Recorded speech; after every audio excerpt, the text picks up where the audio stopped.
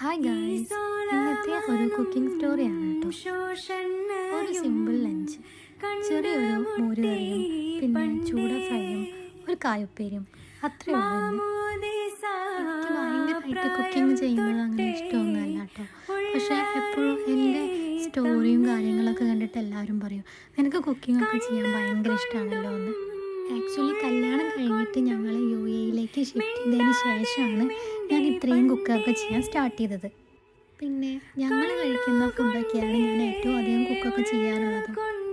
Cooking കഴിഞ്ഞിട്ടുള്ള ഏറ്റവും നല്ല ഹാപ്പി മൊമെൻ്റ് എന്താണെന്ന് വെച്ചാൽ നമ്മൾ കുക്ക് ചെയ്ത ഫുഡ് അത് കഴിച്ചു നോക്കിയിട്ട് അവർ നന്നായിട്ടുണ്ട് എന്ന് ലാസ്റ്റ് പറയുന്ന ഒരു എക്സ്പ്രഷൻ ഉണ്ടല്ലോ, അതൊരു വല്ലാത്ത അനുഭവമാണ്.